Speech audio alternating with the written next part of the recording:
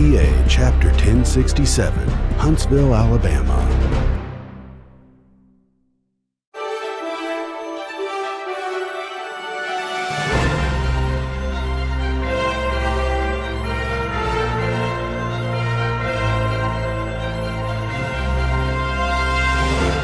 Some straight line 30 to 40 mile an hour winds and also lightning. That's what killed the children from coming. So we feel pretty good. We made the right decision. We're open to the public at 1. We want the staff in at noon, and we will put back out everything we're taking down today to include the flags and any of the signs that we have on the streets. We're not expecting tornadic activity while the wall is here, although there's a very, very small chance. Kate McKenna and some of the others are saying just be weather aware. All right, no one likes to talk about active shooter, and God forbid that ever happens. And until last weekend, I was like, wow, that's not going to happen. If it happens, what's the first thing you do with an active shooter? Run! Get away. If you can't get away, hit the ground. All right, hide. And then the third thing is, somebody has to take action, okay? And there's a lot of folks here that aren't going to let that get away with. So you don't want to be packing because the police won't know the difference between you and a shooter. So don't pretend to get, hero. All right, just a couple more things, Tim. Sure. Lost child. All right, if a lost child comes up to you and says, I'm lost, the child's not lost. Who's lost? The parent. All right, so make sure you take the child, take him over to headquarters. But if the parent comes to you and says, we have a lost child, something like that, we get on the radio, we're locking the place down, and the police department will support us, all right? So, remember the difference between a lost child and a lost parent. Norm, if they're a student with an armband. All right, so what's Laura here was just reminding me, when our students come, they'll be banded. Their band is matched to the buses and to the team that they're with, so it's very easy for you to find out if they're lost. Go into the headquarters. They've got all the color codes that Laura has given us, all right? I am so proud of you and all that you've done. Turn around and look at what you can see back there. Absolutely fantastic job. And we want to thank the city of Huntsville and all their staff for all that they've done. And more importantly, we want to welcome Tim and his team here tonight. I'm going to turn the show over to him, so please give him your best of attention, okay? Welcome. Appreciate it. Thank you. All right. Welcome, y'all. It's a pleasure to be here. I think you can see what months and months of work has happened. Obviously, Norm and everything that he's reviewed has been incredible, but the devil's in the details. And you look out at seeing a national memorial in your backyard for the next 4 days, and you get to see that.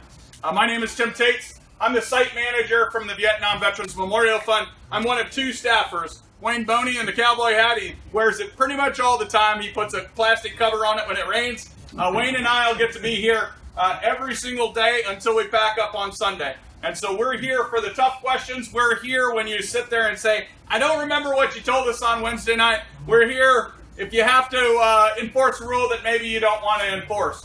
Ultimately, no matter what color hat you're wearing, no matter whether you have that chaplain's insignia on it, the public is not going to know who you are. They're going to come and see a name tag on you, and they're going to ask you a question. So it's fantastic to see all of you here in numbers, great numbers. It's awesome to see you all, and it's great for you to all learn this because they're going to ask you a question, and you're going to be like, that's one of the 5 questions that Tim told me to remember, and you'll have the answer for it. So you won't be the deer in the headlights look. My goal in the next 45 minutes is to run you through this entire exhibit and throw so much stuff down your head that you're going to be choking at the end. And I don't want you to start writing up your elbow, and I don't want you to get all panicky because it's going to come down to 5 questions. And we'll go through those 5 questions at the end. And if you're nice, Wayne's even going to give you a volunteer sheet that has all the answers on it. So that volunteer sheet is the teacher's manual to make you all look smart. All right? So welcome. This is the Wall That Heals. We are currently standing in what is known as the Mobile Education Center. Everything that you see out here, everything that's out here all fits into this trailer and travels down the road. This is 36 of our 38 stops for the 2018 season, and we're so happy to be here in Huntsville. We've had an incredible season with a brand new wall. We are the Vietnam Veterans Memorial Fund. We are the organization that in 1979 was created by a Vietnam veteran named Jan Scruggs. Jan had watched a movie that some of you might recognize, a movie by the name of Deer Hunter. Anybody remember Deer Hunter? You're all dating yourselves, thank you very much. He watched Deer Hunter, and in watching Deer Hunter, he went home that night and self-medicated for some PTSD.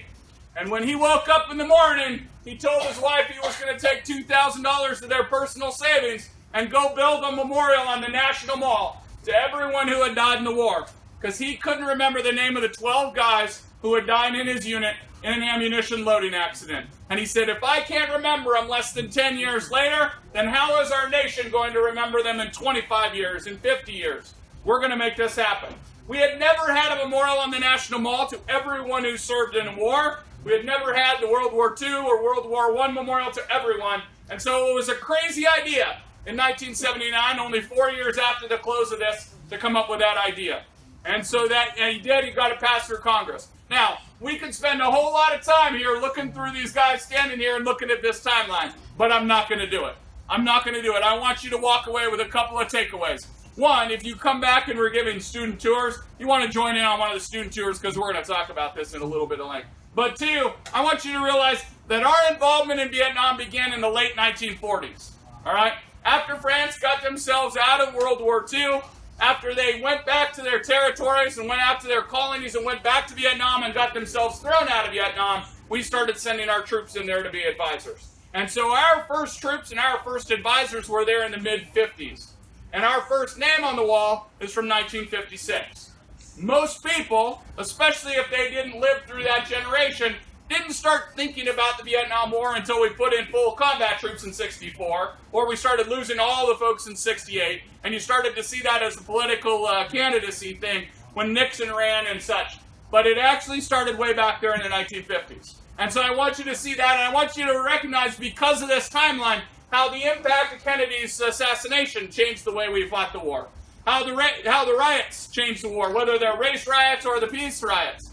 How the various different changes in our presidents changed the war and our troop strength. And how such things in Vietnam changed the way they were in the United States. That all happens here on that timeline. So that's the great thing. And of course it ends with 1979 and the creation of our organization and the dedication and selection of Maya Lin as the designer. So it ends there and gives you that idea. Now, the other three things on this side that you should pay attention to is the Hometown Hero screen. The Hometown Hero screen takes everybody from Madison County and each of the counties that touch Madison County, and it puts their names up there, their date of birth, their casualty date, and where they can be found on the wall. Now, I want you to all realize that the wall was set up based on home of record. Home of record for the military. It has nothing to do with where you were born. It has nothing to do with where you were married or buried or anything else. You got the chance to tell the military where you were from, what your home of record is. And there were people who went in from Illinois who always wanted to be a Hollywood star, and they decided Hollywood was going to be their home of record. And boy golly, was Mom pissed when she came down and didn't see her son's screen here, because he was born there, he went to high school there, he was married over there, and he's buried over there. Tim, he should be from here. Ma'am, I'm sorry. He chose Hollywood, and he never quite made that stardom. So this is the folks from these counties who chose home of record, the military home of record. All right? And that cycles all throughout the whole time. This video screen here shows a 5-minute excerpt from the Ken Burns series, on Vietnam. The 5 minutes that we've chosen to highlight is basically a short synopsis of the legacy of the wall. The selection of Maya Lin as the artist, the dedication of the memorial, and everything else. So you get to see those pictures. We've got it muted, obviously, right now because I can't quite talk over it. In addition, this screen is going to show you the map of the 38 stops that we were on this year, so you're going to be able to go and see that. I guarantee you one of those top 5 questions is going to be, where are you going next? I had barely parked the truck here yesterday, and Norm asked me, where are you going there? And I had to tease him. I said, you want to kick me out of town already? The answer to where we're going next is Kuntz, Texas. All right, so that's going to be a question people are going to bring up to you. But that's on the map here. In addition, this has 44 men on here from Alabama who went to Vietnam. They came home, and they later died of illnesses and injuries related to their service, and they're in the in-memory program. Can I have somebody who has a key to a cart give me a ride down the end of the road? Oh, he needs an orange hat. I need All right. a driver to a cart. Yep. They're in the back row, I think. All right, so I want you guys, how many of you all know someone who went to Vietnam, came home, and were forever changed by their experience there? Raise your hands. Now, how many of you know someone who came home and later died of illnesses and injuries related to their service? There are far more than 44 people here. You guys need to help me message this program. Each and every one of those people who came home and died of their illnesses and injuries, whether or not the VA said it was because of their service in Vietnam, deserves to be put in the in-memory program. They can't be put on the wall. But on Father's Day weekend of every single year, their family and friends come into the wall in Washington, D.C., and they get recognized because the ceremony is all about them. We don't bring in any politicians or anything else. It's the families going up on stage and reading it and saying, my grandfather, John C. Johnston, United States Marine Corps, 1969. And they get off and they're followed by another one and another one and another one. 400, 500 a year get recognized in this manner. There's a brochure in the opposite side, and we usually carry them in our pockets that help you tell people, let's get those people recognized. And you can literally come to us with a DD-214 that shows in-country service, a death certificate of death of anything other than happiness, and 2 photographs, and we'll take that picture and do the application while they stand here.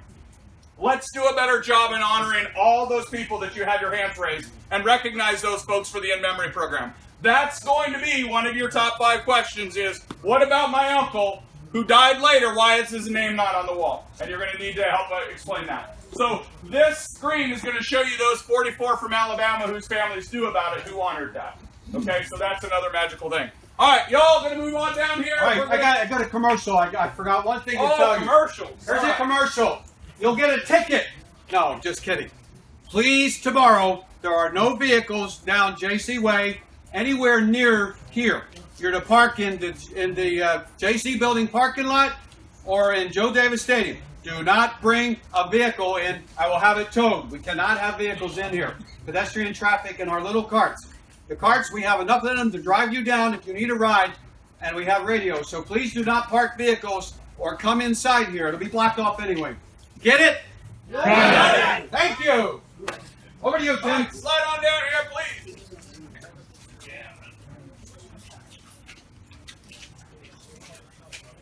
So when we're going to talk about the development of the wall and the selection of that winner, but when we started constructing the wall in Washington, D.C. in 1981, the barricades were all up. We wouldn't let people through there, and we had a gentleman come down to the foreman, and he had a Purple Heart medal, and he gave it to the foreman, and he asked the foreman to press it into the concrete. He said, we received it when my brother was shot down in Vietnam, and we know if you put it in that concrete and it becomes part of a wall, it'll be with our brother forever, and he deserves to have it more than we do. It was the first item ever left behind at the wall. And when we dedicated the wall and people started coming to the wall, they started bringing things. And we're going to talk about those on the other side. But what we get, because we're the organization that's affiliated with the wall in Washington, D.C., is we get to come out with some of the 400,000 items that are representative samples. By far, the most of any item is the POWMIA bracelets and the dog tags. We get more of those than anything else. And we have thousands upon thousands of those amongst the 400,000 items left behind. But we have full-on uniforms, enough to show a stereotypical uniform from 1968. We got full-on soldiers and boats and even some sea rations. So all these things allow you to see the breadth and scope of those things left behind. Does anybody know what the largest item ever left behind at the wall was? Motorcycle. Motorcycle, absolutely. It is not this motorcycle. Don't get all excited. That one never leaves Washington, D.C. It's in a crate in the building out by FedEx Field where all the other items are. This is the Gold Star bike. The Gold Star bike was given to us by Imogene Cupp. Imogene Cupp is a Gold Star mother. She lost her son, Specialist Cupp, in Vietnam. Specialist Cupp and one of our former drivers, Steve Davenport, joined on the buddy program. How many of y'all joined on the buddy program? Not very many. How'd that work out for you? Didn't work so well, huh? The buddy program was this incredible recruitment tool that you could join up in the military and you and your buddy could go single-handedly defeat communism. Only problem is they usually split you up. And so for Steve Davenport and Robert Cupp, they split them up. Steve went to Germany, Robert Cupp went to Vietnam, and of course, we know with his name on the wall, he was killed in Vietnam. Now, Steve came back, he became a truck driver, and he heard about our fundraising opportunity to come up with $9 million to build the wall, and like many other people, he was out there trying to build the wall. As he traveled the country, he would run into the Gold Star mothers of other boys like Robert Cupp, and he would help tell that story, and he would gather $20, $30, $40 here and there, and made lifetime friends out of all their mothers. When he had enough money, he bought himself this motorcycle, and he painted the names of all the boys of all the mothers he had met while out on the road. In 2012 or 2011, Steve got to be a little too old to ride this motorcycle, and he gave it to Imogene Cupp. She called me up in 2012, and she said, Tim, I don't know why he gave it to me, because if he's too old, I'm way too old, and I'm too. And so she gave it to us. But it is the Gold Star motorcycle. It has Robert Cupp's name on it and the names of other sons of Gold Star mothers, and we cherish it and treasure it and take it around the country with us. That whole story, a summary version, is on that poster there. All right, y'all, let's go around the other side and learn about more things left behind. This is a thing that nobody knew about. Telling you. This is educational here, boy. Man, this is education. And I want to put like every flag I can to get out here. Okay.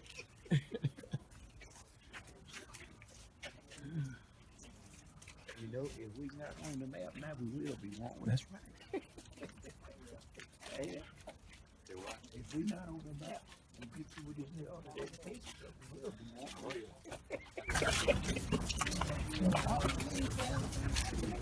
Hey, Robin, tell me when the crowd comes around the corner.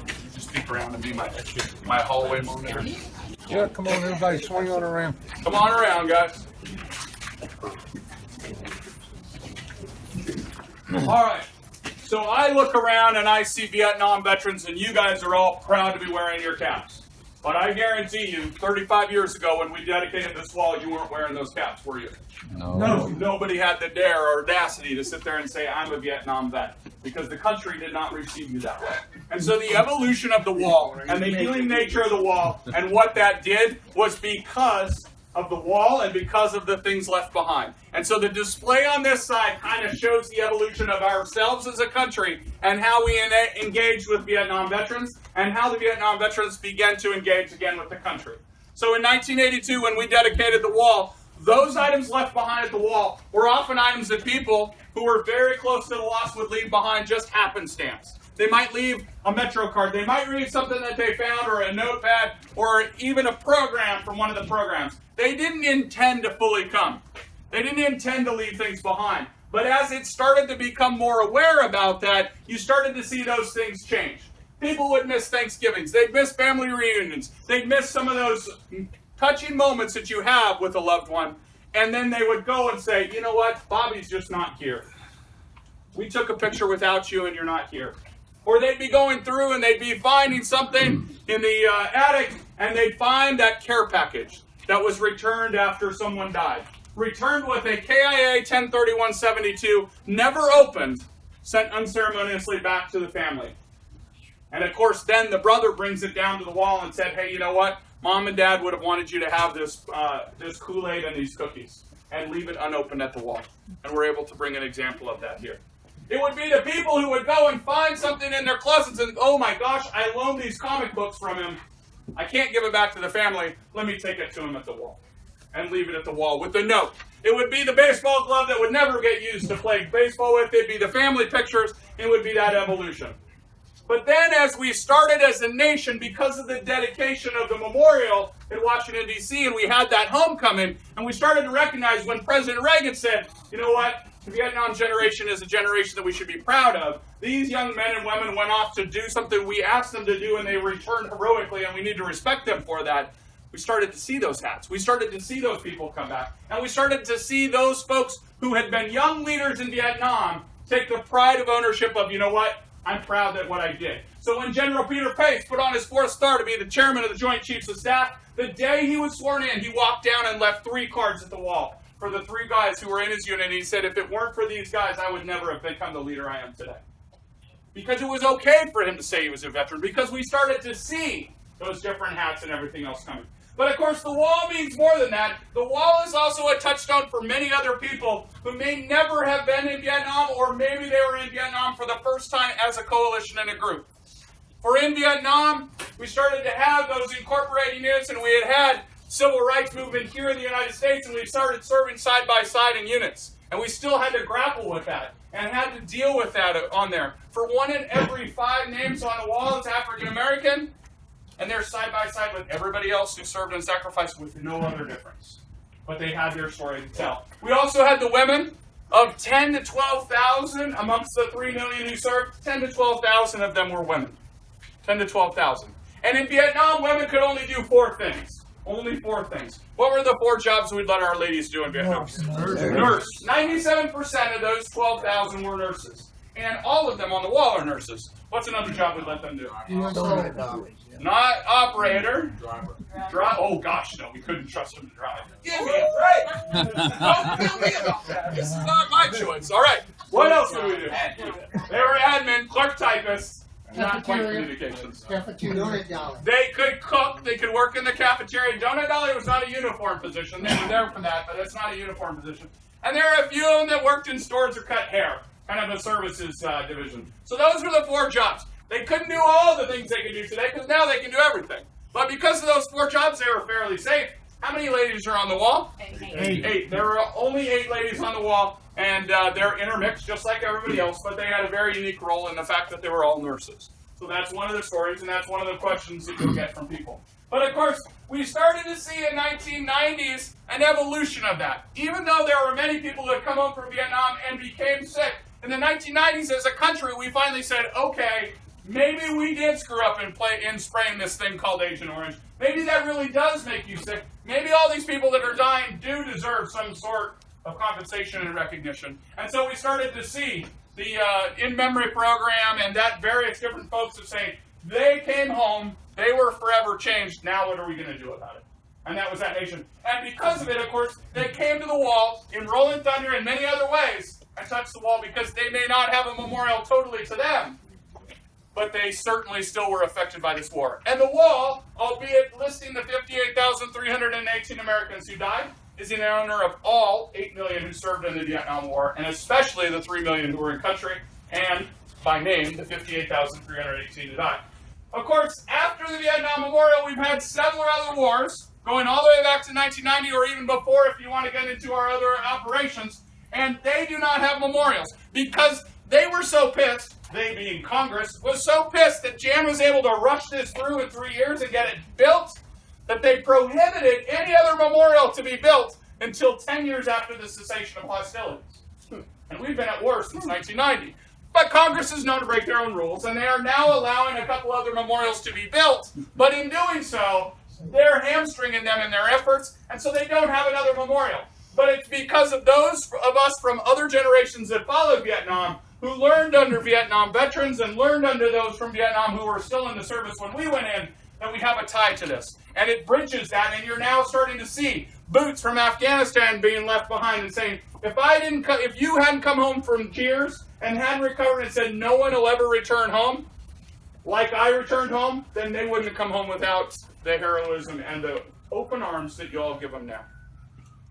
We went from this side in that timeline to having Vietnam veterans who came home and got spit on in cases and got dejected and thrown out, and they couldn't even admit they were veterans if they wanted it, to this side where they're absolutely celebrated and they wear their caps. And that's that evolution of that 35 years. And underneath it, you see evolution of things that have been left behind.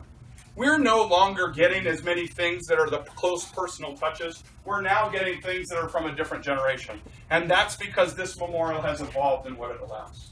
And that's the magic of what it is. And that's what you'll see when you see the items left behind out here. All right? Now, there's a whole other area in here, but there's no way I'm taking 100 people in there because we would be way too phone book-like, all right? Or phone booth-like. But I want you to realize that inside there are a couple displays. On the trailer itself, it shows the memorial. For when we talk about the Vietnam Veterans Memorial, it's more than just the wall. It's more than just the wall. It includes the 3 servicemen. It includes a flag. It includes the Women's Memorial, and it includes that in-memory plaque. The story behind all of those are there on the panel. And on the other side, there are 2 tables. Those 2 tables have a whole bunch of handouts, and it also has the directories. We're the organization that maintains the wall in Washington, D.C., and so we publish the directory that is used at that wall. And we bring the exact directory that we use at the wall in Washington, D.C. on the road with us here. All right? But you know what? That's so old school that we don't even use the directories very much anymore. And we're going to teach you how to do that, how to use the app if you have one of those phones that's smarter than you. All right? But inside there are some pamphlets and brochures. First off, there's a pamphlet on there. There's 2 pamphlets. One of them is the chaplains on the wall. The chaplains on the wall. How many chaplains do we have on the wall? Anybody know? 16 chaplains on the wall. All right? The chaplains obviously had a unique role. 16 chaplains on the wall, and 2 of whom received the Medal of Honor. So that, along with our Women on the Wall brochure, which is, let's see here, there it is, shows you those 16 and those 8. You are going to get an 8, 9, or 10-year-old or some kid who's going to be here and going, I don't like this. Because they don't get it. It's a bunch of names. But when you can bring out this, and you can show them the picture and tell them the story of one of the chaplains, or one of the stories about one of the nurses, all of a sudden it comes alive. And when they learn how to read the wall, then they want to go see all 8 of them and do rubbings of them. Because suddenly they're real people. And it has bridged that span. So those 2 brochures are in there. Then, there is the brochure that talks about our search for photos. There are some photos that we're still missing from this area. There are some photos over there that if it were my loved one, I would be embarrassed that that was the best photo we could come up with. Help us get better photos, and the preserve marker is all about that. All right, this is all about the Vietnam Veterans Memorial Fund. We are a nonprofit. This is one of our biggest programs, but we subsist only on donations. We have nothing to do with the government. Well, we have to work with them, but we don't get any money from them. All right? So we survive on donations, and this tells about all the different things we do. All right? Remember that in-memory thing where you're all going to help me honor these people who came home and died? The in-memory forms, it has something on it. We said, you know what? Let's just ask the question on the top of the form. Was your Vietnam veteran's life cut short after they returned home? It's pretty simple. Grab that form, get that, and it's all done online. All right? Then, inside there, and at each of the donation boxes, there are 2 brochures. One is The Wall That Heals. This is the basic version of the cheat sheet that you're going to get. All right, the basic version. So if somebody looks at your cheat sheet and they say, how do I get a copy of that? You go, hey, you know what? You want one of these. But you're still going to look smarter than the people who just get to read this. All right? But this teaches you how to read the wall. And then this one is a name rubbing form. We don't expect you to bring all the paper and everything else, so there's a name rubbing form right out here. Now I will tell you, you cannot do a name rubbing when the wall is wet, even if it's damp. Like the wall in Washington, D.C., when this wall gets wet, it literally disappears and the names disappear on it. And it has to be totally dry, and the names have to come back to their grayish state to be able to do a name rubbing. Otherwise, you just use this basically as wet toilet paper. So please don't. All right, we literally grab them and move them in, but they have to be dry. Now, if you all are volunteers out there, there is this desire to grab your sleeve and do this. When you do that, we scratch up the wall. So please don't use anything to dry it. Just let it dry naturally, and it's going to be beautiful. And it comes back in this mosaic that is just beautiful. So please don't dry it, and try to tell people not to dry it. And last but not least, if you want to win every single trivia contest about the wall, Wall Facts is another one that's in there. Boy, you're going to just blow the knowledge away. All right, so I'd like you all to walk through here. And I want you to just walk through here, and you can see this is a picture of the 3 servicemen, almost as large as they are. We're going to talk about it. On the other side, thank you for being my Vanna White, Brian. On the other side, there's a picture of the Women's Memorial. Left-hand side, you can see all of them. The right-hand side, just take a look. Pretend it's an aquarium. You're going to take a look at all the stuff that's on the drawer, and then we're going to walk back around, and we're going to go back under the gateway arch that's going to go to the thing. So choose your way to the gateway arch. Before you go, on the wall rubbings, if it is wet, which obviously we're expecting rain, if it's wet, We will do a rubbing for you at the wall in DC. If somebody wants a rubbing and it's too wet for you to do one, we have request forms here. We will do a rubbing at the wall in DC and mail it to them free of charge, just as if they had gotten it here. That's great. That's great. And that wall rubbing form is in the tent there, so you can fill that out as well. All right. I'll meet you guys over by the archway. Sunday. I'm gonna wait and get mine Sunday. Yeah. What are you talking about?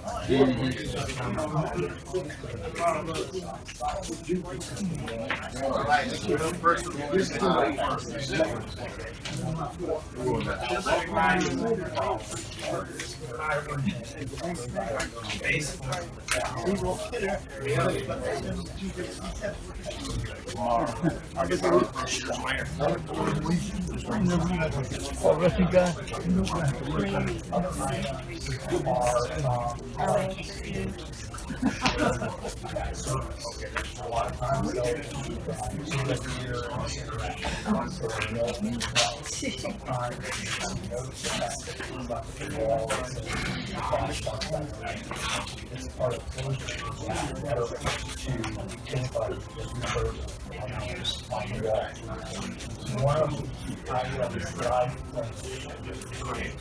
Sums up why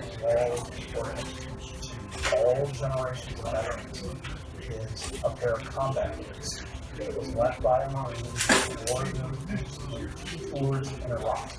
He left the note saying that he was leaving them in honor of Vietnam era militias who had served before him. And his note basically says, if you would not come back in the darkness out here. insults and jeers, I would not have come Back where home we started. with handshakes and hugs. I think. Yeah, it is. It's kind of. All right. So this is what's known as the apex. It is the tallest point and the joining of two sides, and it's the beginning and the end. Now, we're one of 5 memorials that travel the nation, 5 of what they call the wall. We are the largest replica at 75% scale, and we're an identical replica to the wall in Washington, D.C. So the second name on the wall in Washington, D.C. is spelled wrong. The second name is spelled wrong on this. It took us 3 years to literally map every single name to the wall in Washington, D.C., and this is an identical replica. In fact, panel 11 had a mistake on it that wasn't a replica, and we paid $2,400 to replace it earlier this year. All right, this is a replica in every way. Now, those 4 other walls that travel the country have different layouts. People will come up here and say, well, I've been to the wall in Washington, D.C., and there's dates down across the bottom or across the top. That's not what the wall in Washington, D.C. is. The wall in Washington, D.C. is a replica of this. So this apex is the beginning and the end, and it's the only place we have 2 years. We have 1959 up there. That was when we got the list of names from the Department of Defense. They gave us a list of names starting in 1960. Our founders were out to dinner one night. I use this as a lesson to kids: don't write any girls' numbers on a card, because they wrote on a napkin 2 people who had been killed in 1959 as advisors, and they wrote down Dale Beese and Chester Ovenard. Well, they wrote down Chester Ovenard. His name was actually Chester Ovenand. So a few years after we built the wall, his family comes along and says, hey, by the way, did you know we spelled his name wrong? And we replaced his name down here on panel 7 East. Only when we replaced it, we still messed up his middle name. It's Chester End Ovenand. So it's still messed up on the wall. But it's that story and legacy of the wall. So this panel starts with the first 2 deaths in 1959. In 1960, we lost a helicopter with 6 people in it, and you can see that it's alphabetical: Bankowski, Garside, McGee, Matson, Sampson, Whitecamp, and Weston. So we have more than 1 death on a date.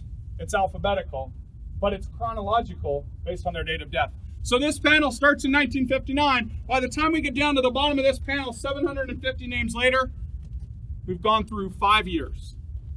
1959 to 1965. Because in 1964 is when we put our fighting personnel in there, we started fighting the war ourselves, and so the deaths started amassing larger. So the first 750 names are on this panel in 5 years. Then it goes to the top of this panel, comes down this panel, and the next 750 names for the summer months of 1965. This panel is only 5 months. And then we move on to this panel, panel 3 East. Panel 3 East is probably the most famous panel on the wall. How many of you saw We Were Soldiers Once and Young? Mel Gibson at the end of that movie, playing Colonel Hal Moore, comes and touches on the names of the guys who had died in the Battle of the Idrang Valley. John Gagan and Willie Godbolts are, of course, two of the more requested names on here. This panel here, another 750 names. That's only 5 weeks. So 5 years, 5 months, 5 weeks. We don't get out in 1965 until about the top of this panel. We roll into 1966. Notice there's no breaks for years. There's no breaks for months. It all flows seamlessly just like life. 66 rolls on into 67. Wayne's down there in his cowboy hat, waving his hands. He's on panel 32 East. Panel 32 East, halfway down this side, is January 1st of 1968. The outside 38 panels on this side, January 1st through May 25th of 1968. 38 panels for the first 5 months of 1968. Then May 26th of 1968 starts back up on that end, and the outside 35 panels on that side is May 26th through December 31st. Someone's going to come down to you and they're going to say, I want to see all the guys who died while I was in Vietnam from 1968. They're looking at 73 of 140 panels. Okay? 1968 was the bloodiest year in the war. January 31st was the height of the Tet Offensive. It was the bloodiest day. And May of 1968 was the bloodiest month. So it is far easier for you to say, let me help you find it on my app. Or, if you're not one of those app people, find somebody who has one. Or, tell them to go inside the enclosure to find that app. Now, the app is going to be a link that's going to be on your page. You go to our webpage, or vvmf.org/app, and you can download it. And what it's going to allow you to do is search for people's names. So if you can't really remember how the heck you spelled Senate, you can look up Senate based on a different spelling. If you want to see somebody who that you know their home of record was somewhere here in Alabama, you can go and look that up. Or they want to see everybody from a county, you can look up those counties in that app. All right. And when you look it up on the app, the thing we had to prove with the books when we first designed it is that you could find a name without knowing all the dates. And so that's the magic. Now the app is going to show you one thing. The app is going to show you photographs. It's going to show you photographs of the people. Here is the photograph of Jimmy Ball, who somebody asked for earlier today. All right? It's going to show you photographs because we have photographs of 56,300 or 56,500. We're only missing 1,800 photographs of everyone on the wall. Okay? But what I don't want you to do is when he comes up and asks for a name on the wall, for you to go, hey, is this him? Because he may have just now gotten the guts to come to the wall for the first time, and in the back of his brain, he knows exactly how he wants to remember his friend. Don't ruin that. So always ask him, how did you know him? Okay, I understand. Would you like to see a picture of him or her? When they say yes, you can go, okay, great. They may walk away and say, no way do I want to see it. And they may come back later and say, I'd like to see that now. They may never come back. But don't flash that on them. It ruins a whole perfect experience for them. But that's the app. It's going to show you then where they are on the panels. Now, the wall is set up based on panels and lines. Down here at the bottom, not on panels 1, but starting with panel 2, on this side you see E2, E3, E4. It's going to go E2 through E70 on this side. And on this side, it's W2, W3, W4, all the way out to W70. I know you all thought the sun set over there today. It didn't. Because the wall is set up east and west. I want you all, for the rest of this week, to think of this as the east. And I want you all to think of this as the west. Because for the wall's perspective, that's what it is this week. So when the panel says that you need to find somebody on panel 2 west, you're going to go right here to 2 west, and it's going to show you what panel you're on. But then it's one of 750 names. And so you need to then know the line. Now, on each of the panels, with the exception of one, on the justified border, where everything is nice and straight and lined up, we've got a dot for every 10 lines. Because there's no dang way I can count to 93 without using toes. All right? So we can go 10, 20, 30, 40, 50, 60, 70, 80, 90, 1, 2, and 3, and it's going to be one of 5 or 6 names right there on line 93. So by going to the panel and the line, it's one of 5 or 6 names on that line. Now there are 2 other symbols amongst those 3 on the wall. We know that that circle on the justified border, and it's the right or left, depending on what panels you're on, is for 10 lines. The other symbol that separates most names is a diamond. Now, the little kids these days aren't learning that it's a diamond. It's now a rhombus based on the new current curriculum. But it's a diamond. I have yet to find a lady who wants a rhombus on her ring. All right? It's a diamond. They separate the names. But in 1,600 cases, you're going to see a cross. A cross. There's a cross up there. There's a cross over here. There's a series of crosses here. Those crosses are immediately adjacent to the name a person whose status is unknown. We often consider them our missing in action. They weren't able to bring them home, and we added them on the wall on the date that they went missing. So when they recover their remains, we then change that cross into a diamond. One of the most unknown things that so many people are wrong about is, well, when are you going to add all those MIAs? They're already on the wall on the date they went missing. They have a cross next to them in most cases. We change that cross to a diamond when their remains are recovered and returned. And last May, we changed 15 crosses into diamonds on the wall in Washington, D.C., and we did the same on this wall. So the wall is continuing to update. We do that in May. All right? Your biggest thing is going to be down here and helping people find names, and they're going to be overwhelmed. And there's going to be a lot of opportunity for you to help those folks out. And you can do that just by merely saying, can I help you? Can I answer any questions? But I threw a bunch of stuff at you. It's going to come down to 5 questions. Before I open it up to questions for you, it's going to come down to 5 questions that I'm going to give you the answers to. All right. The first question that you're going to hear is how many names are on the wall? How many names are on the wall? 58,318. Awesome. I love it. 58,318. Okay.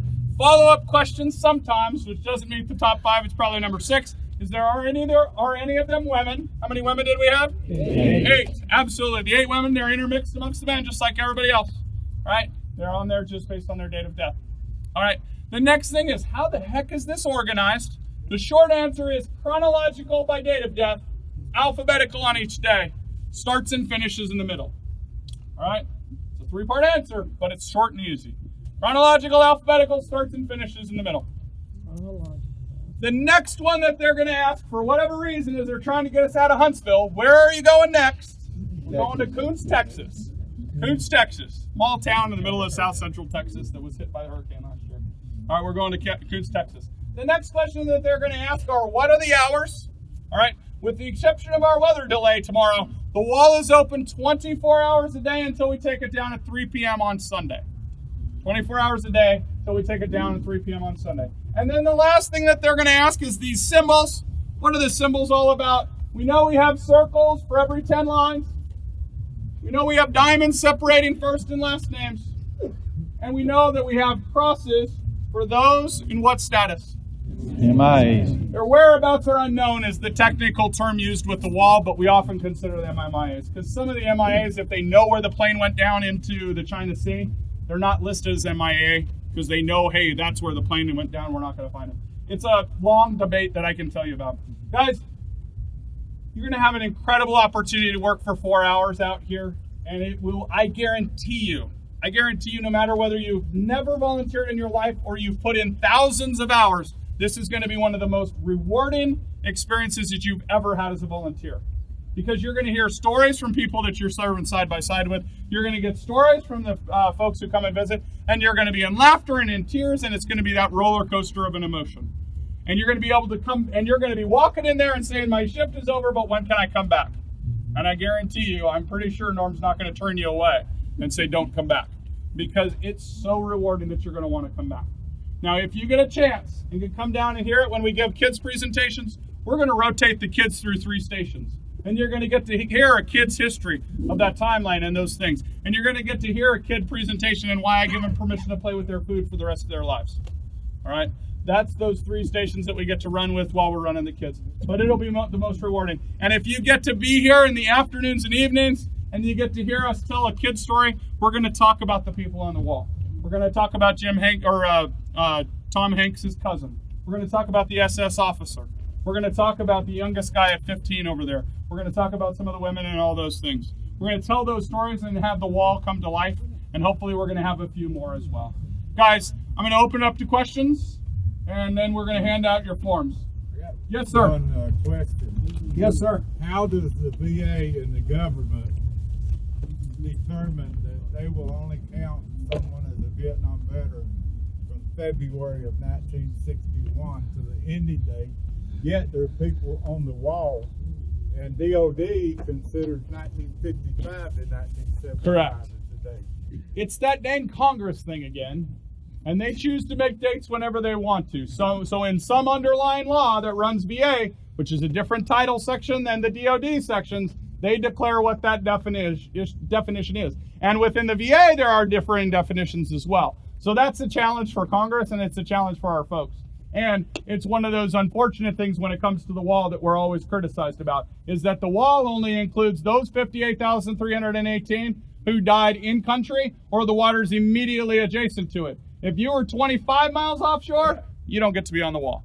But if you're inside that 20, you get to be on the wall. It's unfair sometimes. Does All it right. include the Mayaguez? The Mayaguez is on it. The Mayaguez is our last 24. Sir. When we open for the public in here, are they allowed to be on the grass, or are they all? Yes, they're good on the grass. Absolutely. You reminded me of something because of your height. You can't reach 7.5 feet. All right. If someone comes and needs help with one of those tall names, if Wayne and I aren't here, you got to fill out a card to have us mail you one from Washington, D.C. All right. There is a ladder that we have here that Wayne and I had to go through 3 hours of practice to learn how to use a freaking ladder. You're not supposed to use them as pogo sticks. Who knew? But we can get up on a ladder and do a rubbing for you. Please don't take the ladder up. Please don't bring chairs because it's going to hurt somebody or hurt the wall. All right? So help us with making those rules up. Somebody else had a question over here. Sir. So the wall comes down and starts coming down at 3 on Sunday? Yes, sir. If you're on the 4 to 8 shift, is it safe to assume you're going to help tear the wall down? Probably. I don't know what Norm's thought was, but there are... No? Same 25 people that put it up or take All right. it down. Okay. So keep in mind, it's going to take us some time to take it down, and we will have people coming in until the very last moment when the last panel goes in saying, I want to see those panels. And we leave the side panels open as well. So if you can help us engage with those folks, then I don't have to be answering questions on where is my loved one. So, yes, sir. So we're going to be open tonight. Yep. I got midnight to 4. And then when's the last shift, and then it's closed down for the weather? That's a Norm question on the midnight to 4, because I think we're closing at midnight tonight, right, sir? We sent out an email, and I said it earlier. If you're doing security or you're working in the headquarters, it's business as usual. If you're assigned a job in the morning to be working with students, working your wall, we're closed. That shift is off. All right, so if you're working security at the headquarters, come. If you're not, don't. You get to until noon sleep. Tomorrow. All right. And if I can, when he's done, if you don't have a pass, a hat, or a badge, go back to the headquarters over here, and we're still going to issue them after Tim's finished tonight. All right. The pass is your this card. Yep, you have one, and a hat, and a badge. So you're all set. So, all right, questions? Yep. These panels are made out of abenite, which is a synthetic granite like you would use for a countertop. And so we literally can polish them up, and they don't weigh a ton. Well, they actually weigh 3 tons, but individually they don't weigh a ton. The center panels here are about 80 pounds, and we're all carried by hand out of the cart by some awesome people from Intuitive today who helped put it up in just an incredible amount of time. And they'll all go back in there at the end. So it's 1/2-inch abenite, synthetic granite. When are you going to hand out the cheat sheet? Oh, you want your cheat sheet now, huh? All right, any more questions before he bum rushes me for a cheat sheet? Oh, go on. Oh, Wayne, you don't get to ask questions. What do you got? I just wanted to know that I'm right here. Oh, he's right there. So Wayne's got some cheat sheets. He probably, if you bring some forward to me, Wayne, I'll take some too and hand them out up here too. All right, guys, thank you very much. I appreciate everything that you have, and this is going to be an incredible week. I look forward to meeting and working with many of you. Thank you. Thank you, sir.